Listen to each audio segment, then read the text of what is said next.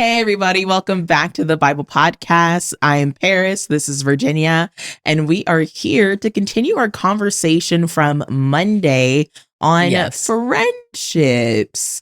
Friends. So today, what are we talking about today, Fran? You know what we're talking about? We're talking about dive in with heavy hit. Diving the in. faith of your friends can sustain you. Come on. And bring you healing. Come on.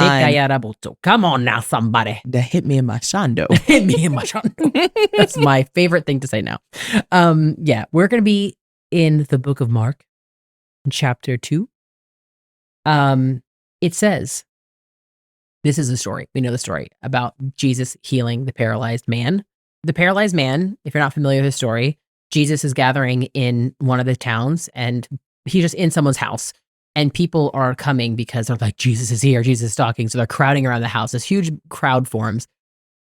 People are trying to get in, and there's someone who is paralyzed. There's a young man who's paralyzed. He has never walked in his life.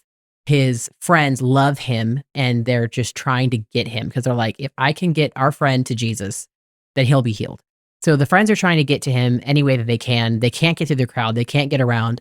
So eventually what they end up doing is they somehow get their paralyzed friend up on the roof. They break through the roof and they drop the guy down, and it's like, Jesus, help him. And so it says in, this is chapter 2 of Mark in verse 5, it says, I'll go before that. Okay, so verse 4 says they couldn't bring him to Jesus because of the crowd. So they dug a hole through the roof above his head. Then they lowered the man on his mat right down in front of Jesus. And then verse 5 says, seeing their faith, Jesus said to the paralyzed man, my child, your sins are forgiven. And in other translations, it literally says that because it has a footnote that says, because of the faith of their friends, Jesus healed the paralyzed man. And that's just, come on. It just, the Lord is here. It's just so powerful because there are times that we might not have the faith for ourselves, for the things that are going on in our life, and our friends do. And our friends can literally be intercessors. Like their friends were essentially interceding for their friend. Now, it wasn't through prayer. It was through breaking a hole in the roof and being like, Jesus, heal him, But our friendships really matter, and who you're friends with matter. And do you have friends that would break through a roof for you, that would intercede for you, that would basically grab the Lord and say, heal them, There's just a power to that of we talked on Monday about how your friends matter, right? And we have to be surrounded by wise friends and not friends that are mean to each other and whatever, destroy each other. This is literally the opposite friendship. This is hitting you in your feels. It's getting me.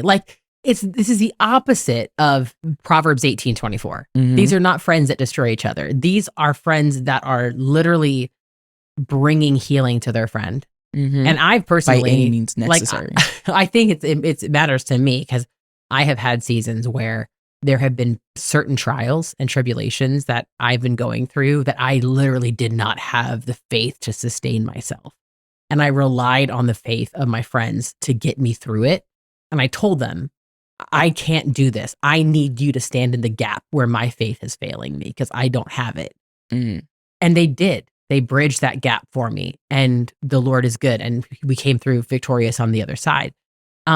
So while it wasn't necessarily a physical healing, I can only imagine how even more incredible that would be if I was struggling with something like this. And I'm not going to say I'm on camera, but the things for healing that I pray for consistently. Right. And if the Lord came down and said, I healed you because of Paris's prayers, could you imagine, I don't know what that would do in my own heart or what that would do for your heart if the Lord said something about that to you, about us,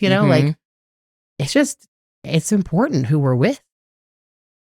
It's important. And you're my best friend. And here we are in the studio together. We are. I know it's a long way of saying it, but literally the faith of your friends can sustain you and bring you healing. And that is and even bring you back from the brink. I mean, I can't even tell you how many times the prayers of my friends Save me from doing something I shouldn't have been doing. Yeah. Just saying. I mean, bring her back into the fold, Father. Bring her back. Yeah. Here I am. Folded. Like, for real. That I just Shikirabaya. It's Even good. like this other part of when you go down a little further to when, the Pharisees then after this are like, boo, whatever. That is what they say.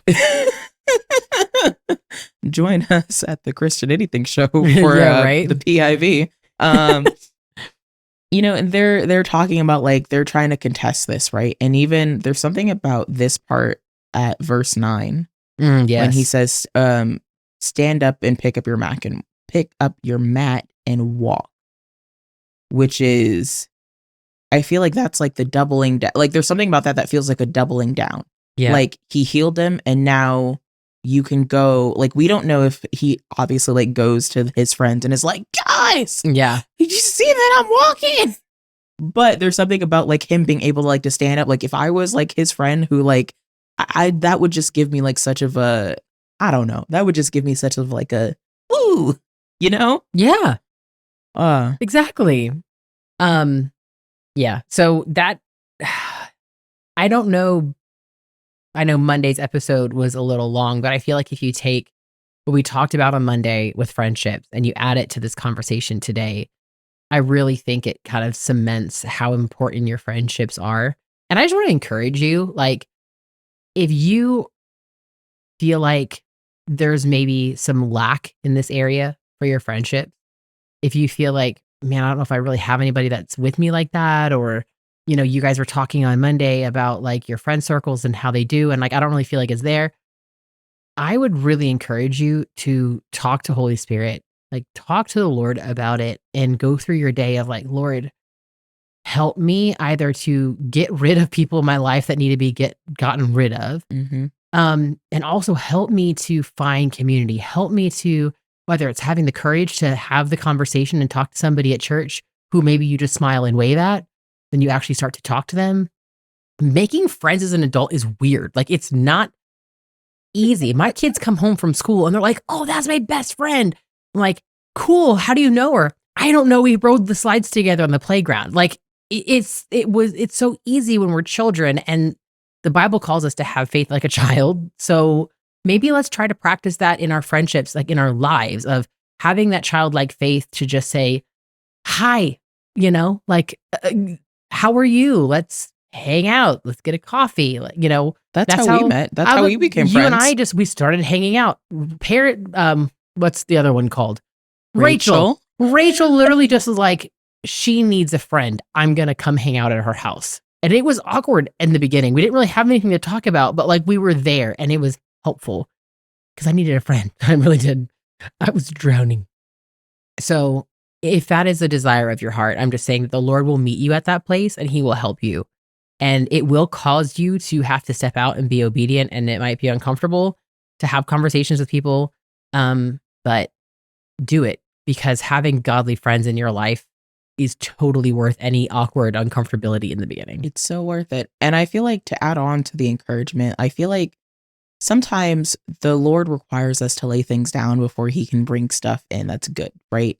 So I feel like if you've ever been like me, who had like a handful of ungodly friends and therefore were struggling in your friendships because whatever, it wasn't, I have to say, as a testimony, there wasn't until I really laid down some of my other friendships that doors started opening for other godly friendships. And even also, I feel like we discount the pruning process, which is a good part of the consecration process. Yes, come on, let's talk about it.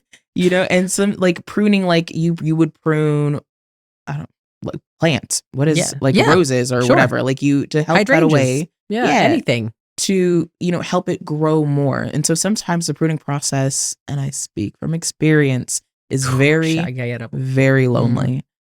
But I was going to ask you about that. Like if you could talk about it, because when God starts pulling your friends out of your life, it feels lonely. Like it feels like I'm all alone. There's nobody who cares about me. And you just, it's real uncomfortable. I've had friends who they've been my best friend for 10 years and we don't talk no more. Like it's rough when the Lord pulls people out of your life, but also at the same time, don't go reignite those friendships. Like if the Lord don't try to resurrect what the Lord killed.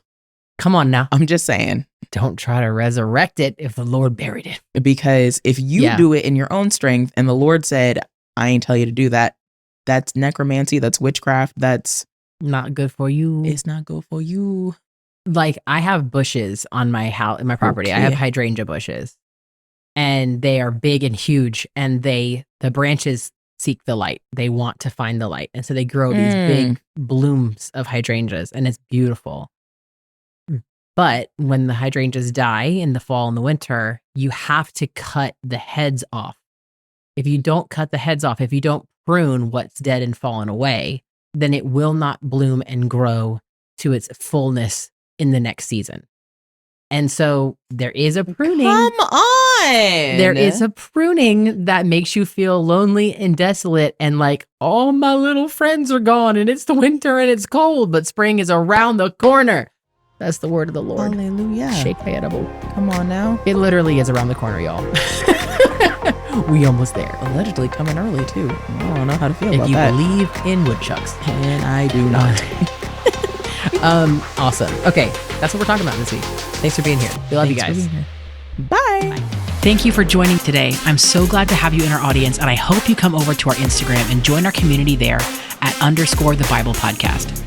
Our podcast is a ministry production of the Sevenfold.